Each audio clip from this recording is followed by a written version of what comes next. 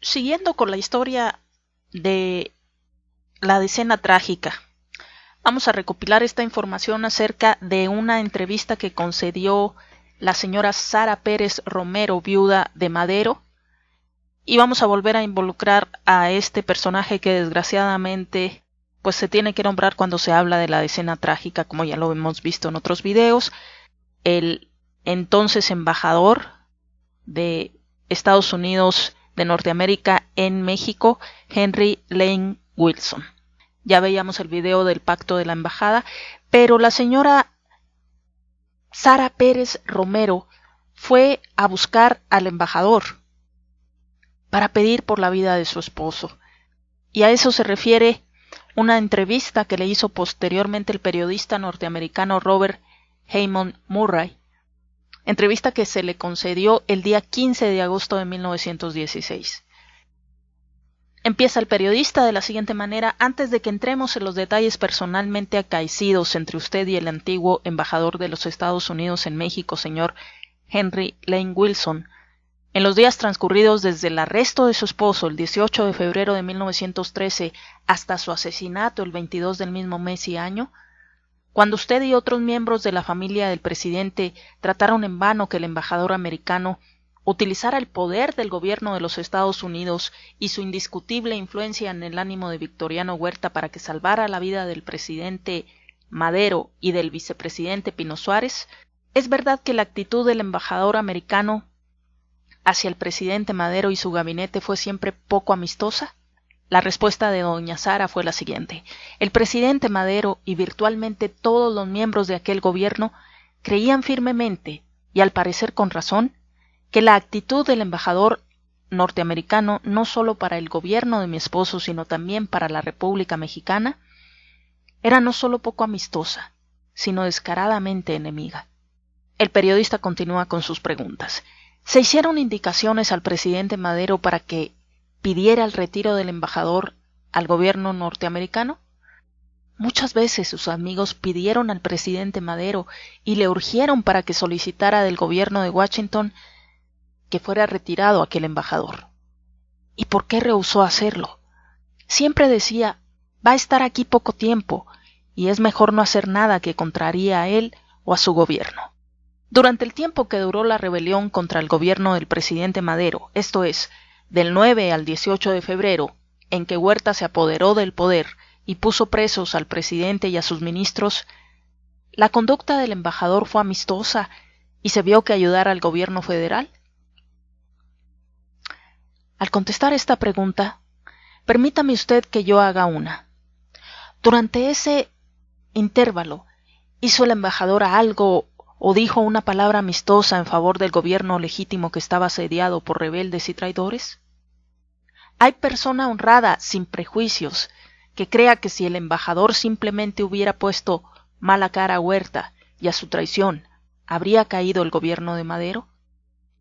¿Hay persona honrada y sin prejuicios que crea que si el embajador hubiera hecho en firme y con energía una representación ante Huerta, las vidas del presidente y del vicepresidente habrían sido sacrificadas? Continúa el periodista. ¿Estuvo usted con el presidente durante la rebelión? No volví a ver a mi esposo desde que dejó el castillo de Chapultepec para ir a Palacio Nacional en la mañana del 9 de febrero. Él permaneció en Palacio Nacional y yo en el castillo de Chapultepec. ¿Cuándo supo usted la prisión del presidente y que Huerta se había apoderado del gobierno? Temprano en la tarde, traté de hablar con mi esposo por el teléfono privado y no pude obtener contestación. Entonces hablé al Ministerio de Comunicaciones, de donde me dijeron que todo marchaba perfectamente y que los combates de ese día habían sido favorables al gobierno y que el ejército y el pueblo en su totalidad permanecían fieles al presidente Madero. Cuando estaba aún en el teléfono, llegaron 3 ayudantes del presidente, los capitanes Garmendia, Montes y Casarín, que habían podido escapar de Palacio. Me refirieron lo que había pasado en Palacio, que Huerta se había apoderado del poder, que se había atentado contra el presidente en su misma oficina, que varios hombres habían muerto y que el presidente había escapado de las balas y había bajado al patio de Palacio para arengar a los soldados cuando Blanquet lo había hecho prisionero. El embajador en sus mensajes dice que el presidente había asesinado a algunos hombres durante la pelea en sus oficinas. ¿Esto es verdad? No es verdad. Jamás andaba armado. ¿Cuándo se fue usted del castillo? Inmediatamente que los ayudantes del presidente me refirieron lo que había pasado. Busqué refugio en la legación japonesa. ¿Cuáles fueron las condiciones que pusieron para su renuncia el presidente y el vicepresidente? Por convenio con Huerta y bajo la oferta que él hizo de que podrían abandonar el país sin que nada se les hiciera y marchar a Europa, fue como se obtuvo la renuncia. ¿Y pretendió usted ver al presidente? Sí, varias veces, pero infructuosamente. ¿Cuándo tuvo usted su entrevista con el embajador? La misma tarde del 20 de febrero de 1913. Mercedes, mi cuñada, me acompañó. El embajador no estaba en la embajada cuando llegamos. La señora Wilson nos recibió y ordenó que se le llamase por teléfono a Palacio diciéndole que estábamos allí. ¿Y cuál fue la actitud y continente del embajador? Mostraba que estaba bajo la influencia del licor. Varias veces la señora Wilson tuvo que tirarle del saco para hacer lo que cambiara de lenguaje al dirigirse a nosotros. Fue una dolorosa entrevista. Dije al embajador que íbamos a buscar protección para las vidas del presidente y vicepresidente. Muy bien, señora, me dijo. ¿Y qué es lo que usted quiere que yo haga? Quiero que usted emplee su influencia para salvar la vida de mi esposo y demás prisioneros. Esa es una responsabilidad, contestó el embajador, que no puedo echarme encima ni en mi nombre ni en el de mi gobierno. ¿Responsabilidad por salvar la vida de un hombre? La responsabilidad la tuvo por no salvarlo. ¿Sería usted tan bondadoso, le respondí entonces, de enviar este telegrama al presidente Taft, escrito y firmado por la madre del presidente? Únicamente por conducto de la embajada podíamos esperar que ese mensaje llegara a poder del presidente Taft. Suponíamos que el cable estaba en manos del gobierno y que era inútil esperarse dejara pasar un telegrama de esa naturaleza. Aquí tiene usted una copia de ese telegrama. Y ese telegrama es el siguiente. México, Distrito Federal, 20 de febrero de 1913. Al presidente de los Estados Unidos, señor William H. Taft. Ruego a usted interceda a efecto de que el convenio hecho por mi hijo y sus amigos con el general Huerta de permitirle irse a Europa sea cumplido. Sus vidas están en peligro y sobre todo tienen derecho a su libertad porque son hombres honrados, y esa fue la condición expresa que pusieron para renunciar, como es bien sabido por los diplomáticos que intervinieron en el convenio. Acudo a usted con el carácter de madre afligida, que apela a la única persona cuya influencia puede salvar la vida de su hijo y asegurar su libertad. Mercedes G. de Madero. Bien, señora, ¿y cuál fue la respuesta del embajador una vez que leyó el mensaje que usted le entregaba? Es innecesario enviar esto, dijo, pero insistí. Entonces el embajador dijo, está bien, lo enviaré, y se echó el mensaje en la bolsa. ¿Envió el mensaje el embajador? Puede usted ver la contestación que recibí del Departamento de Estado, la cual es la siguiente. Abril 10 de 1913. Señora de Madero, Ciudad, Nueva York. Señora, su carta de 2 de marzo, dirigida al H. William Taft, en esa época presidente de los Estados Unidos, en la que pide usted se le informe si el mensaje que envía usted en copia con su carta llegó a manos del presidente Taft, fue enviada a este departamento. Las constancias existentes en ese departamento demuestran que dicho mensaje fue tomado en consideración por el presidente Taft y que inmediatamente se dieron instrucciones en la materia a la embajada. Y los pasos que se dieron en favor del expresidente Madero y el ex vicepresidente Pino Suárez fueron con conocimiento y bajo la dirección del presidente.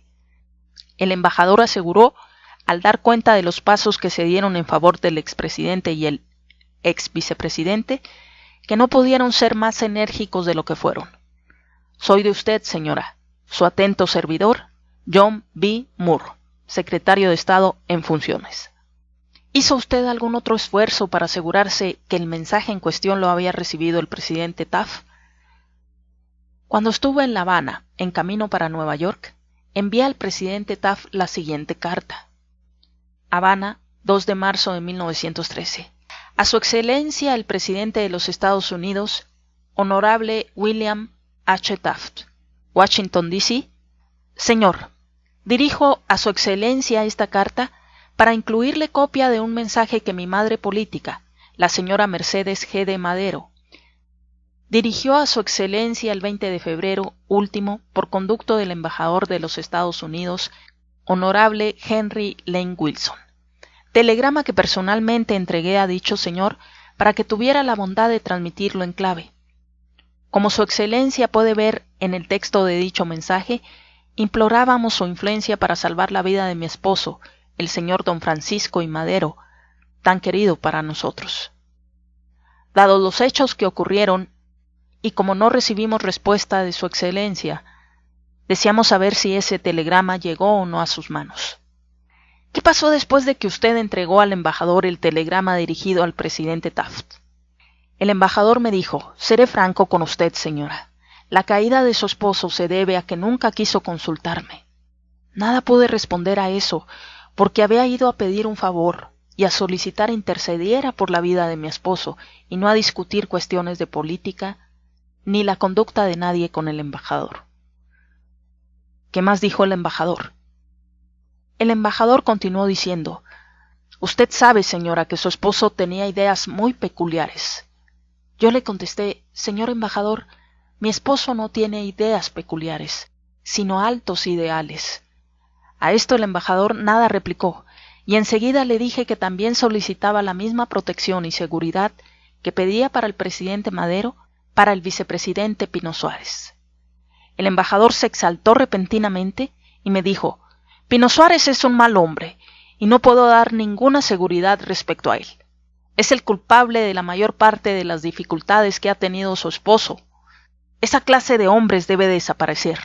Es uno de los jefes de la porra.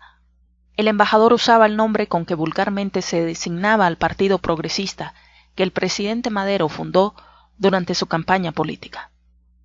¿Qué quería decir el embajador al mencionar que el vicepresidente Pino Suárez debía desaparecer? Yo entendí que decía que debía ser sacrificada la vida del vicepresidente, y por eso le hice saber que el señor Pino Suárez tenía una mujer y 6 hijos que quedarían en la miseria si llegaba a perder la vida. ¿Y qué dijo a eso? Se encogió de hombros. Me dijo que el general Huerta le había consultado qué debía hacerse con los prisioneros. ¿Y qué le contestó usted?, le pregunté. Le dije que hiciera lo que fuera mejor para los intereses del país, me dijo el embajador. Mi cuñada no pudo menos que interrumpirlo diciendo: ¿Pero cómo le dijo usted eso? Usted sabe qué clase de hombre es Huerta y su gente, y van a matarlos a todos. ¿Y qué contestó el embajador a eso? No contestó nada, pero dirigiéndose a mí, me dijo: Usted sabe que su marido es impopular, que el pueblo no estaba conforme con su gobierno como presidente. Bueno, le contesté, si eso es cierto, ¿por qué no lo ponen en libertad y lo dejan irse a Europa, donde no podría hacer daño alguno? El embajador me contestó: no se preocupe usted, ni se apure. No harán daño a la persona de su esposo. Sé sobre el particular todo lo que va a suceder. Por eso sugerí que renunciara a su esposo.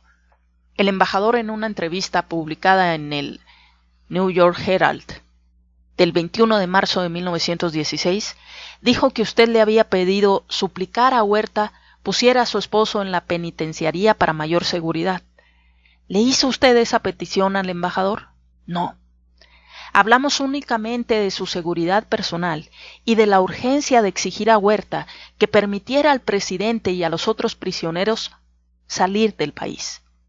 Le hablé de la falta de comodidades que había donde estaba. Según parece, contestó el embajador, la lleva muy bien donde está. Durmió 5 horas de un tirón. ¿Cuál fue el final de esa conversación? Cuando terminó la entrevista y dejamos la embajada, no habíamos ganado más que la promesa del embajador de que al presidente no se le haría daño alguno en su persona, y la oferta de que enviaría al presidente Taft el mensaje en que se le pedía salvar a las vidas de los presos. La oferta del embajador se cumplió. 2 días después los presos fueron asesinados. La conversación entre usted y el embajador ¿fue en inglés o en español? Fue en inglés. ¿Sabe usted si la señora de Pino Suárez tuvo alguna conversación con el embajador en la que éste empleara la expresión «debe de desaparecer», en forma similar a la que usó en la conversación con usted? La señora de Pino Suárez y otros miembros de la familia me han dicho, y tengo motivos para creer en su dicho, que el embajador les dijo «Madero debe desaparecer». Naturalmente ellos interpretaron que esa frase indicaba la opinión del embajador, que la vida del presidente debía ser sacrificada. ¿Cree usted que el embajador pudo salvar las vidas del presidente y vicepresidente?